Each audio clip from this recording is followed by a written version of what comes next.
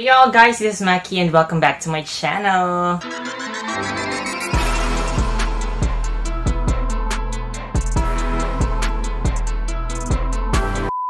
So first things first, I've already got 100 subs on my channel. And I was like so happy that I've got it. Also, YouTube greeted me for that.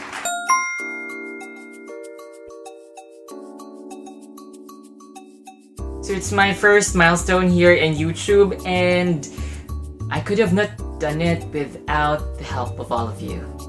Thank you so much. Also to Mr. Lester Sula who helped me out getting more subs. Thank you so much. Hopefully you're still gonna continue supporting me up until the end. Sa mga bago sa channel ko, like, share, and subscribe so that you won't miss anything that I uploaded. So before jumping off to our topic for today, I'm gonna have a disclaimer first. So every statement here is my own opinion and insights and does not reflect any individual in my profession. Everything this video is on my own. So before anything else, let's jump off.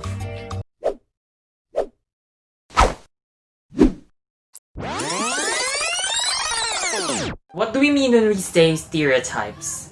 It is a standardized mental picture that is held on common by members of a group and that represents an oversimplified opinion, prejudiced attitude, or uncritical judgment. And oftentimes it may lead to misconceptions. What are we going to talk about today are some of the stereotypes and misconceptions about me being a seafarer. Since this is a milestone video, we're going to be jumping off onto something which is kind of serious in contrast to all those happy and bright videos that I've got. You already know that in every career or profession, we have our own set of ideals. Like for example, if you're an accountant, kailangan magaling ka sa math. Or if you're a lawyer, kailangan magaling ka sa memorizing and reasoning.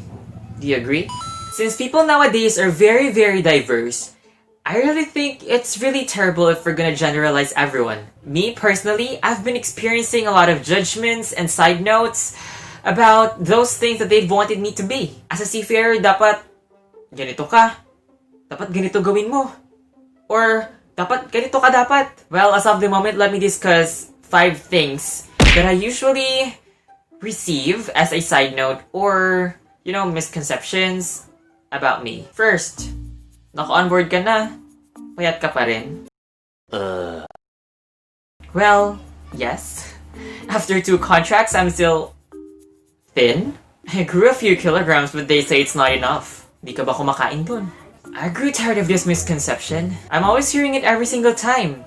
Like, literally every time. Honestly, we could say that an ideal natin is malaki katawan, brusko, so on and so forth. I know you'd know how to fill the gaps. I wanted myself to be that way, and people have been mentioning it over and over again. However, if it gets into your head, your brain processes it, and you're gonna develop insecurities. In my own opinion, I think nature na talaga ng tao na kailangan they would feel superior kaysa sa iba.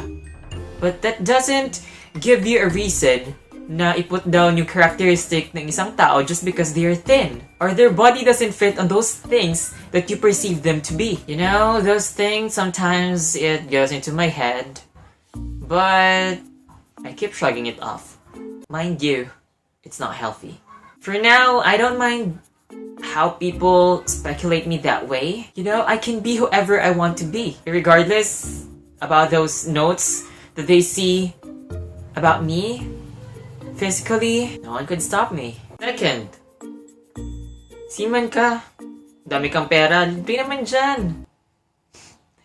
This one is really kind of hilarious. Honestly. Have you ever thought what are we paying for pagbaba namin? This isn't a shade but we don't earn our payslips for free. Have you ever asked kung okay kami? We pay for lodging, food, and everything in Manila. The expenses? Mapa-oh Lord ka na lang talaga. By the way, thank you to my Tita Jocelyn and Tito Zaldi for letting me stay in their house when I disembark. Other than those personal necessities, we do have our own trainings. It's really sad when people kind of think that we have a lot in our pockets when I got home. But you're wrong. 80% of our salary goes to our allottees and 20% only comes to us on board. For example, if you have 100 peso in your earning, the only thing that you're gonna get is 20 pesos out of it. Since the other 80% will go to your allottees. Unless of course you have your own personal allottee which is under your name, every dollar and penny na nasa bulsa namin, kaakibat nyon, trabaho. At syempre, may pinaglalaanan. Third, wala kang talento para maging seaman. Bakit ka pa nagtrabaho dito? I've been receiving a lot of these remarks recently and I just can't stand it. I want to share the first time that I've got into the vessel. My very first vessel. So they gave me a paintbrush and a paint for me to, do the gratings and paint it. And boy, that was a disaster. Afterwards, a lot of questions keep popping up. Like, di ka ba tumutulong sa pamimintura sa bahay nyo? Or, wala ka bang ginagawa kapag may ginagawa yung tatay mo? Or, ano bang alam mo dito? Tama ba yung profesyong pinasok mo?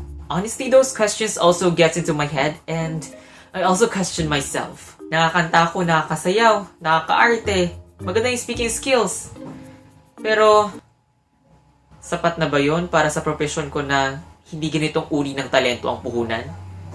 I just keep facing the fact that at some point in my career, I really feel useless. How could you even dance your painting jobs away? Or sing all those processes that you need to do? As a person, I'm always assessing myself. I know where I'm best and where I'm worst.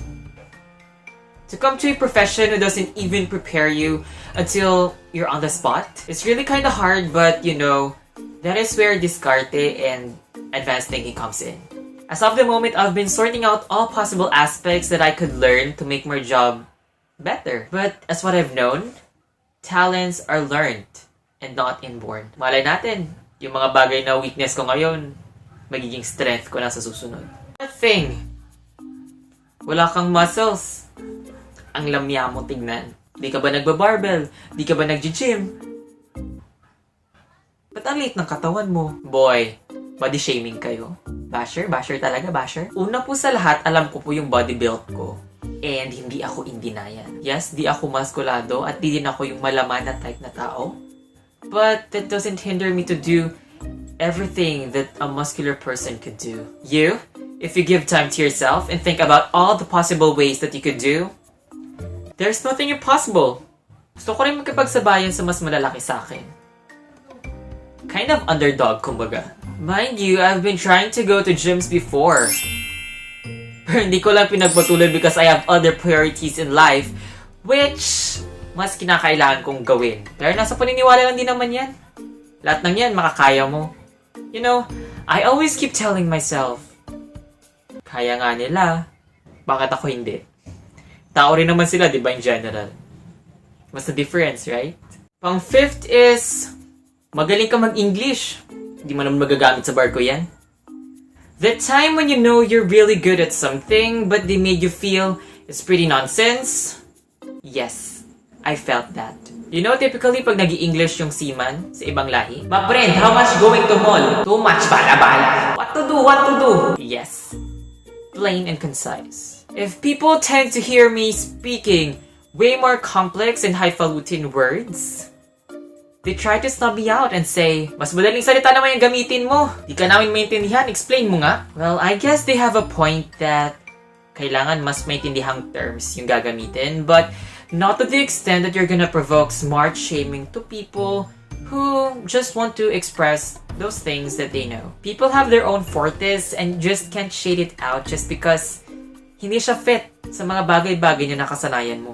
It's a matter of respect and being open to those differences that each person can do. Don't worry, everything that we can do matters.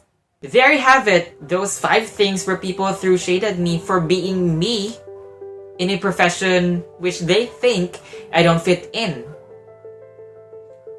Come on, people, we've got to live our lives to the fullest. Ideals are there, but we can't hide the fact that there are some statistical improbabilities along the way. You ought to love yourself for being you. Self-worth is really important. It doesn't mean na ipapafeel sa'yo na wala kang kwenta, agad-agad maniniwala ka. No, that should not be the mindset. Remember, iba-iba ang standards ng tao and not all of them kailangan mong i-fit in. Di ka tubig sa dagat na sumusunod lang sa alon. Tao ka. You have your own build and characteristics. And no one could shape you out aside from yourself. You may be unique or different, but don't ever render yourself as worthless. Live your life to the fullest. Live with it and be happy. You'll see someday every talent, skill, or aspect that you think walang pakinabang. Maybe someday that will be the reason sa success mo sa buhay. You just can't know what destiny will tell you. Think positive and don't forget to like, share, and subscribe to our video for today. And if you have other things that you're gonna suggest, just leave on the comments down below. And we're just gonna try to tackle it on our next video. See you in the next vid. Bye!